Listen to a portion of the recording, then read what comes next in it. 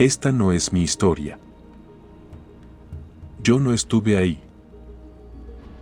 Pero la escuché tantas veces que terminó acomodándose en mi cuerpo como si fuera un recuerdo propio. Mi abuelo me la contó por primera vez cuando yo era niño, una noche sin luz eléctrica, sentado en una silla baja, con las manos apoyadas sobre las rodillas, mirando al frente como si todavía pudiera ver lo que había pasado. No la contaba seguido. De hecho, evitaba hacerlo. Pero cuando lo hacía, bajaba la voz, no por miedo a que alguien más escuchara, sino como si el propio recuerdo exigiera respeto. Decía que todo ocurrió cuando el pueblo todavía era tierra suelta. Antes del asfalto. Antes de las bardas altas. Antes de que las casas dejaran de oler a adobe húmedo después de la lluvia. En ese tiempo, me decía, el pueblo era pequeño, silencioso, y las noches no se llenaban de ruido, sino de presencias. No se hablaba de ellas abiertamente, pero todos sabían que estaban ahí.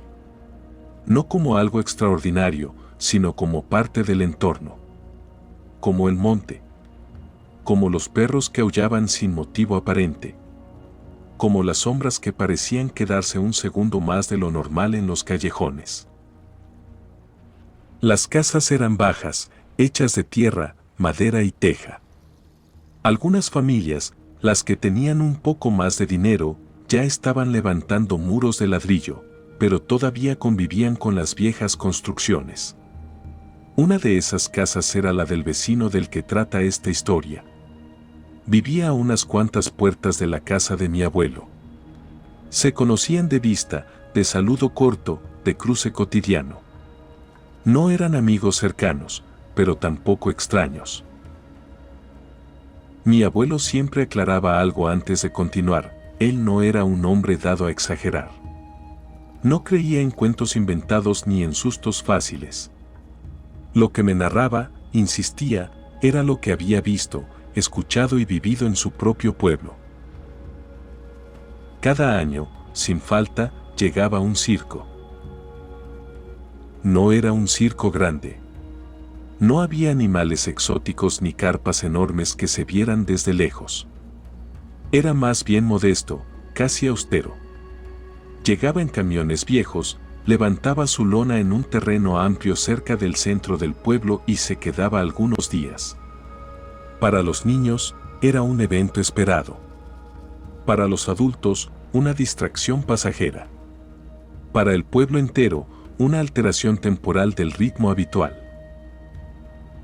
Traían acróbatas, malabaristas, tragafuegos. Lo básico. Pero había un acto que siempre llamaba más la atención, el de los payasos que cruzaban la cuerda floja sin red. Desde la primera vez que llegaron, algo en ellos no terminaba de encajar. No vestían como los payasos que la gente conocía. Sus trajes parecían antiguos, de telas gruesas, con colores apagados, no alegres. Usaban gorros puntiagudos que no se movían con el viento. Sus rostros, pintados, no transmitían risa. No exageraban gestos. No hacían bromas. No hablaban. Nunca hablaban. Ni durante el espectáculo ni fuera de él. Mi abuelo decía que eso era lo más inquietante. Durante el día, los demás artistas caminaban por el pueblo. Compraban comida, saludaban, se sentaban a platicar. Los payasos no. Nadie los veía fuera del circo. Salían de su camión directo a la función y luego desaparecían tras la lona como si el resto del mundo no existiera para ellos. Se movían con una precisión incómoda. Cada paso parecía calculado. No improvisaban. No reaccionaban al público. No se distraían. Con los años, el pueblo empezó a hablar.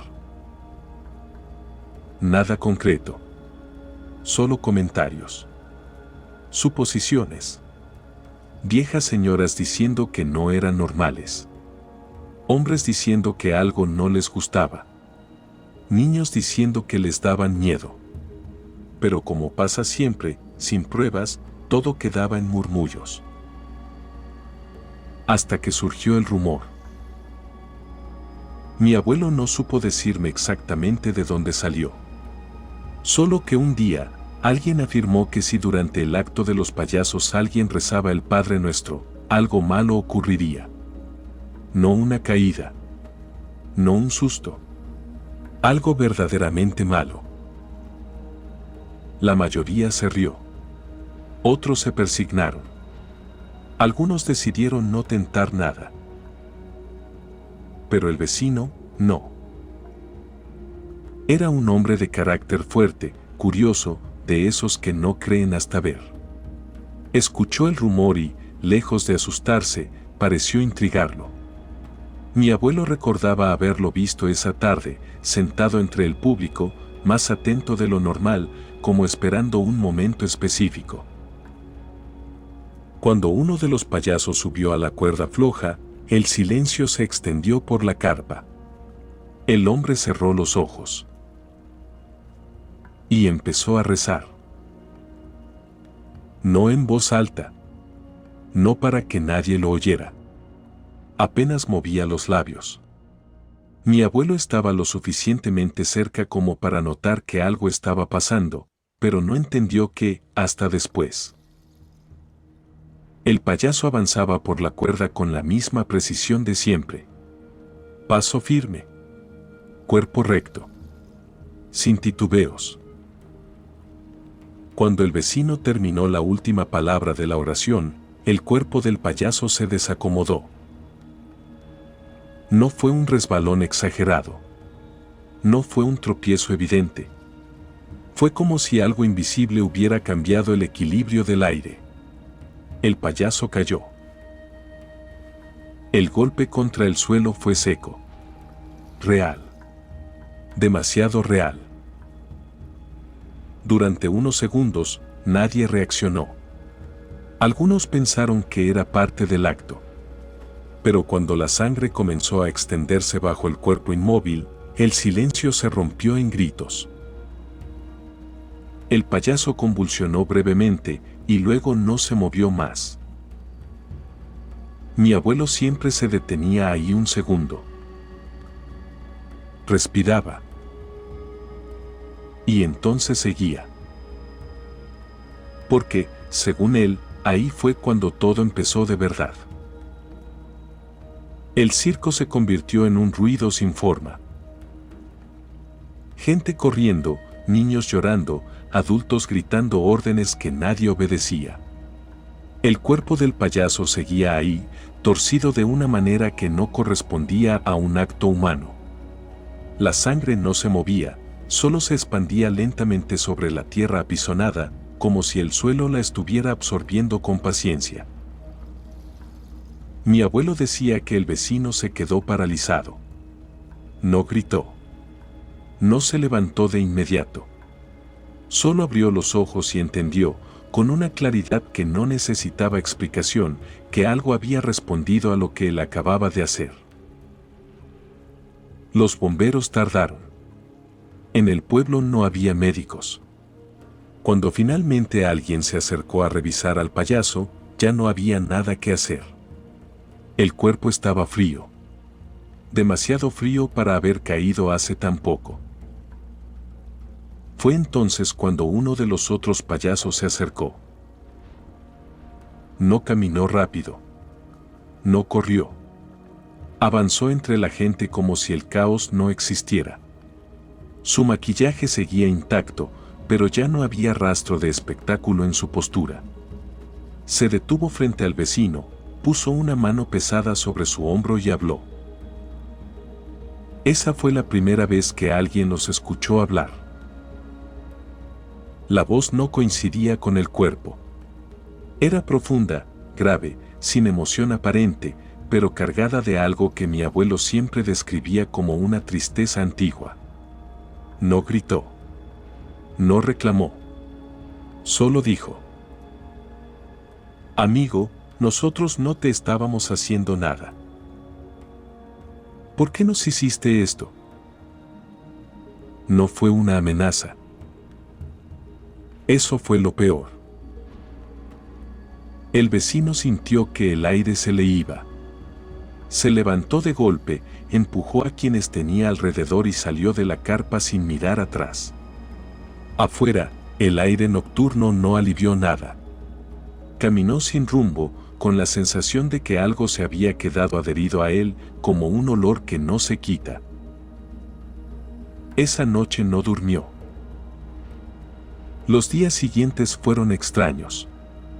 El circo siguió con sus funciones, pero ya no fue lo mismo. La cuerda floja se quedó vacía. Los payasos seguían apareciendo, pero el número había cambiado. Se movían distinto. Más lentos. Más atentos al público, como si observaran algo que los demás no podían ver. El vecino intentó convencerse de que todo había sido una coincidencia. Un accidente. Una mala interpretación. Se decía que rezar no podía matar a nadie. Pero la voz no se le iba de la cabeza. Una semana después, al caer la noche, tocaron a su puerta. No fue un golpe fuerte. Fue un llamado firme, insistente. Cuando abrió, los vio. Eran 3 hombres. No llevaban maquillaje. No vestían los trajes del circo. No había gorros, ni colores, ni exageración. Vestían ropa sencilla, oscura. Sus rostros eran serios, inexpresivos. Eran los payasos. O al menos, eso entendió él al verlos juntos. Era la primera vez que alguien en el pueblo los veía así. No entraron de inmediato. Se quedaron en el umbral. Dijeron que estaban tristes. Que su amigo había muerto. Que no entendían por qué había pasado. No alzaron la voz. No acusaron directamente. Pero cada palabra parecía cargar un peso que no pertenecía a una conversación normal. El vecino no supo qué hacer. Se sintió obligado a ofrecer algo. Ayuda. Lo que fuera. Tal vez por culpa. Tal vez por miedo. Ellos pidieron una botella de aguardiente. Nada más. Él fue por ella. Sacó vasos. Les ofreció bancos. Se sentaron en el taller, ese espacio donde trabajaba y pasaba gran parte de su tiempo. El ambiente se volvió denso, como si el aire se hubiera espesado sin que nadie lo notara de inmediato. Sirvieron el alcohol con cuidado. Un poco en cada vaso. El líquido brilló bajo la luz amarillenta del foco. Pero ninguno de ellos bebió. Solo lo miraban. Uno de los hombres inclinó ligeramente la cabeza y le dijo que bebiera con ellos. Que no pasaba nada. Que era lo correcto. El vecino levantó el vaso. Dudó. Y bebió. El aguardiente le quemó la garganta. Sintió el alcohol bajar pesado, distinto a otras veces. Antes de que pudiera decir algo más, los 3 hombres se pusieron de pie al mismo tiempo. No se despidieron. No agradecieron. Salieron del taller y se perdieron en la oscuridad del pueblo. Horas después, ya entrada la noche, su esposa lo encontró tirado en el suelo. Gritaba. No palabras claras. No frases. Gritaba como alguien que intenta defenderse de algo que no puede ver. Se retorcía, se llevaba las manos al cuerpo, como si algo invisible lo sujetara. Cuando ella intentó tocarlo, él reaccionó por un segundo y luego volvió a perderse. Al despertar, empapado en sudor, con la voz rota, contó lo que había visto. Hombres encapuchados. túnicas hechas de pieles. Manos frías sujetándolo. Susurros pegados al oído. Decía que intentaban arrastrarlo fuera del taller. Desde esa noche, mi abuelo decía, la casa dejó de estar sola. La vereda dejó de ser vereda sin que me diera cuenta. No hubo un punto claro en el que el camino desapareciera, simplemente empezó a sentirse incorrecto, como si el monte ya no estuviera dispuesto a guiarme. Cada paso hundía el pie en una tierra más blanda, más oscura, y al retirarlo quedaba una huella que tardaba demasiado en cerrarse, como una herida que se niega a cicatrizar. El aire cambió primero en el pecho. Respirar se volvió un acto consciente, pesado. La niebla no solo cubría la vista, entraba, se colaba por la boca, por la nariz, por los poros. Tenía sabor a raíz vieja, a agua estancada, a algo que había permanecido bajo tierra demasiado tiempo. Sentí como el cansancio dejaba de ser físico y comenzaba a instalarse en otra parte, más honda, como si algo estuviera drenando no mis fuerzas, sino mi voluntad de seguir siendo quien era antes de entrar ahí. Los árboles ya no crecían hacia arriba. Sus troncos se arqueaban unos hacia otros, formando bóvedas naturales, pasadizos de sombra. Las ramas colgaban bajas, obligándome a inclinar la cabeza, y en más de una ocasión sentí que no eran las ramas las que me tocaban, sino dedos largos, torcidos, probando mi presencia. No me rasguñaban. Solo rozaban. Como quien confirma que algo es real. El silencio se volvió antinatural. No había insectos. No había aves. Ni siquiera el crujir normal del bosque acompañando mis pasos. Cada sonido que producía, mi respiración, el roce de la ropa rota, el latido en mis oídos, parecía amplificado, observado. Me detuve un instante y en ese alto sentí algo peor que el miedo, la certeza de que detenerme era una invitación. Seguí avanzando. Entonces ocurrió lo primero que no pude explicar. Un murmullo. No venía de un punto específico.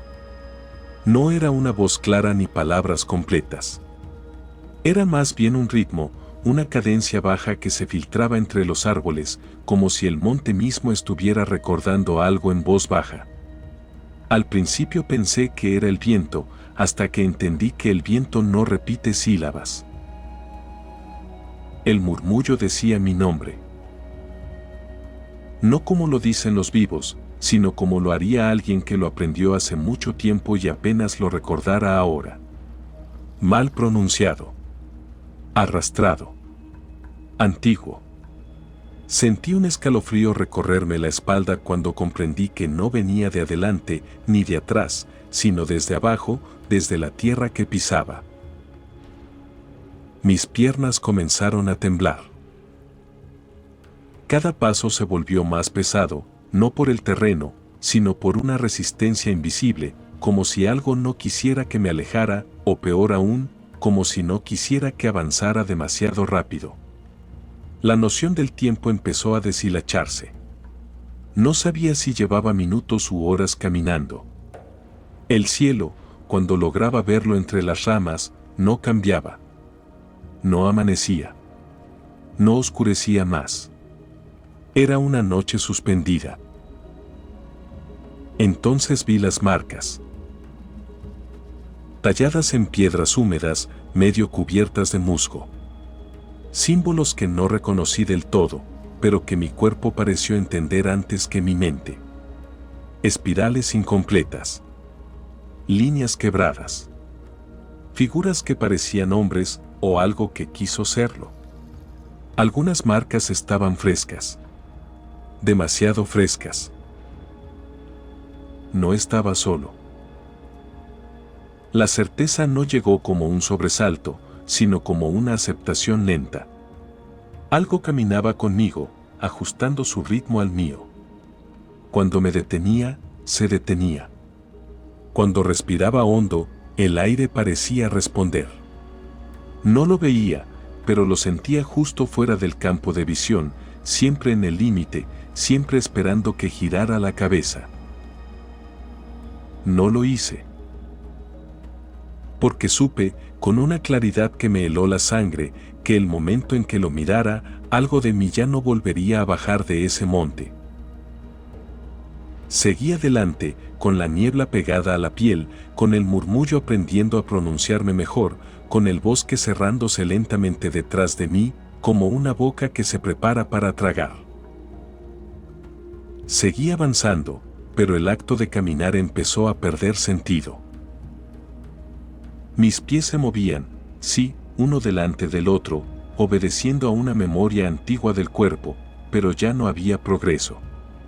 El paisaje no se repetía de forma exacta, cambiaba lo suficiente para no ser un bucle, pero conservaba una misma intención, como si el monte estuviera pensándome, ajustando cada tramo a lo que yo aún podía soportar sin quebrarme. La niebla se volvió más espesa, casi táctil. No flotaba, se sostenía entre los árboles, como una sustancia consciente que se apartaba apenas lo necesario para dejarme pasar y luego volvía a cerrarse detrás de mí. Empecé a notar que el frío ya no venía del aire, sino del suelo. Subía por las plantas de los pies, por los tobillos, metiéndose en los huesos con una paciencia cruel. Fue entonces cuando el camino descendió bruscamente. No como una pendiente natural, sino como una herida abierta en la tierra. Un surco profundo, estrecho, donde las paredes de lodo y raíces parecían haber sido arrancadas a la fuerza. Para seguir, tuve que bajar de lado, apoyando manos y rodillas. Al tocar la tierra sentí algo viscoso, tibio, que no correspondía con la humedad normal del monte. Retiré la mano de inmediato, pero la sensación permaneció, como si el suelo me hubiera reconocido. El murmullo cambió. Ya no decía mi nombre. Ahora conversaba. Varias voces, superpuestas, hablando en un idioma que no comprendía del todo, pero cuya intención me atravesaba con claridad. No era amenaza.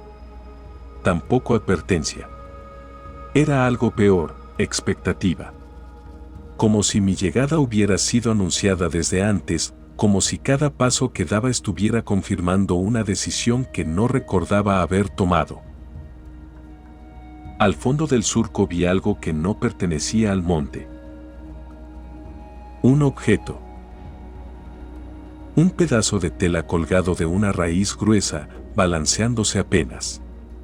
Me acerqué con cuidado, con el corazón golpeando tan fuerte que temí que ese sonido fuera la verdadera señal de mi presencia. Cuando estuve lo suficientemente cerca, reconocí el color y luego el corte. Era parte de una mochila. La de uno de ellos. La garganta se me cerró. El aire dejó de entrar con normalidad. Sentí como una presión antigua, acumulada desde que todo comenzó, finalmente encontraba un punto para romperme. Quise gritar su nombre. Solo salió un hilo de voz, absorbido por la niebla antes de existir del todo. Debajo de la tela, en el suelo, había huellas. No eran recientes, pero tampoco antiguas.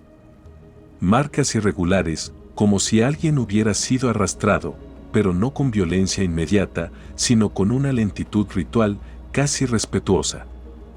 Entre esas huellas, otras más pequeñas, más profundas, que no correspondían a pies humanos. Tenían dedos, demasiados. Y todos apuntaban hacia la misma dirección. Hacia abajo. El surco desembocaba en una abertura. No era una cueva en el sentido común. No había un arco de piedra ni un umbral claro.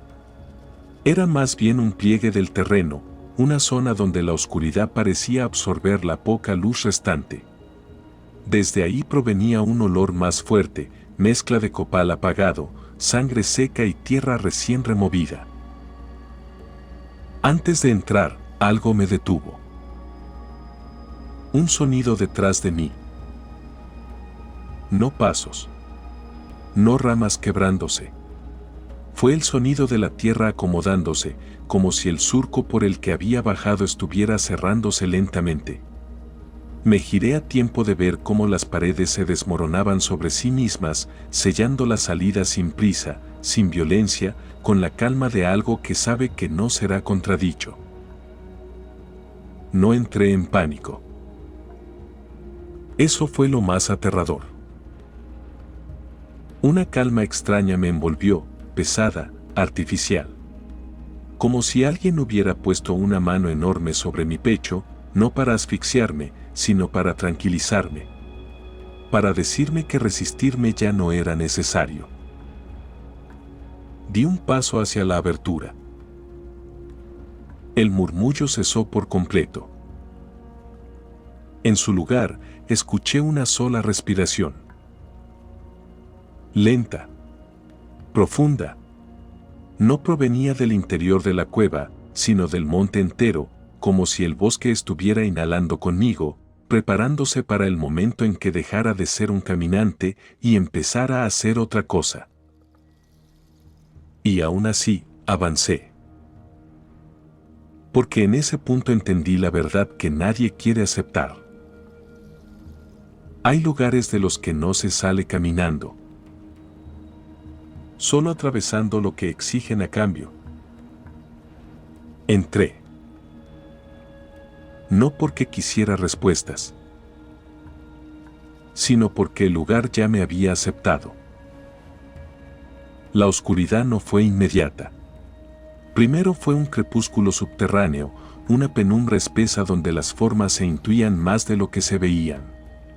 El suelo descendía en espiral y cada paso resonaba con un eco que no regresaba igual. Sonaba más viejo, como si hubiera viajado por túneles que no pertenecían a este tiempo. Entonces lo comprendí. No estaba entrando a un espacio. Estaba siendo envuelto por una memoria. Las paredes respiraban. No se movían, no latían como carne, pero exhalaban un calor tenue, irregular, cargado de algo que no era aire. Al rozarlas con los dedos sentí grietas, marcas talladas con herramientas que no reconocí, símbolos erosionados por siglos de manos, de rodillas, de frentes inclinadas. Este lugar no había sido abandonado. Había sido alimentado. Vi restos. Velas consumidas hasta el hueso de la mecha. Plumas negras adheridas con resina seca. Fragmentos de obsidiana colocados con intención, no al azar. Y en el centro, un círculo incompleto, interrumpido a la fuerza. Ahí fue donde sentí el peso verdadero. No era miedo. Era responsabilidad. Porque entendí que mis amigos no habían desaparecido por accidente. Habían llegado hasta aquí buscando algo que no sabían nombrar, y el lugar respondió. No con maldad. Con coherencia. Con la lógica brutal de lo sagrado, si pides, entregas. La presencia se manifestó entonces. No como una figura clara, no como un monstruo o un dios reconocible. Fue una distorsión del espacio, una densidad que obligaba a bajar la cabeza, a doblar la espalda. Algo que no necesitaba mostrarse porque ya estaba inscrito en mí desde el momento en que acepté seguir. No habló con palabras.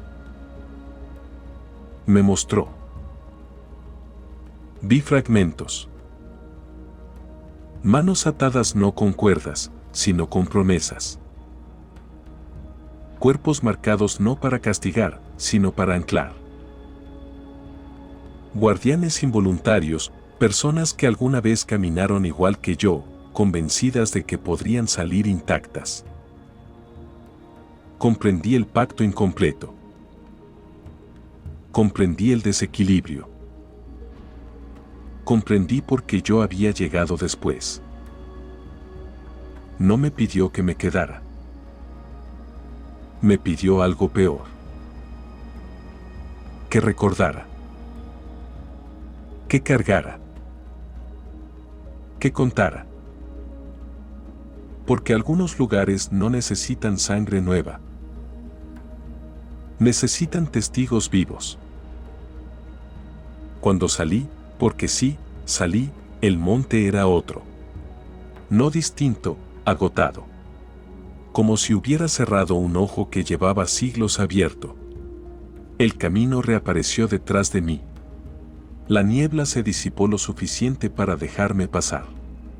Y el murmullo, por primera vez, guardó silencio. Nunca volví a verlos. Pero a veces, cuando la noche pesa demasiado y el viento se arrastra entre los árboles, siento esa respiración lenta acompañando la mía. No vigilándome, recordándome. Desde entonces sé algo que no puedo de saber. Hay historias que no se cuentan para asustar. Se cuentan para sellar. Y si esta historia llegó hasta ti, no fue casualidad. Aquí, en Chamán, compartimos relatos que no buscan likes. Buscan oídos despiertos. Almas que todavía sienten cuando algo antiguo roza la realidad. Si este relato resonó contigo, suscríbete al canal. Compártelo con quien sepas que camina sin saber que ya cruzó un umbral. Porque donde el misterio respira, ahí está Chamán. Y recuerda, cada historia es un portal. Y ahora tú también conoces la llave.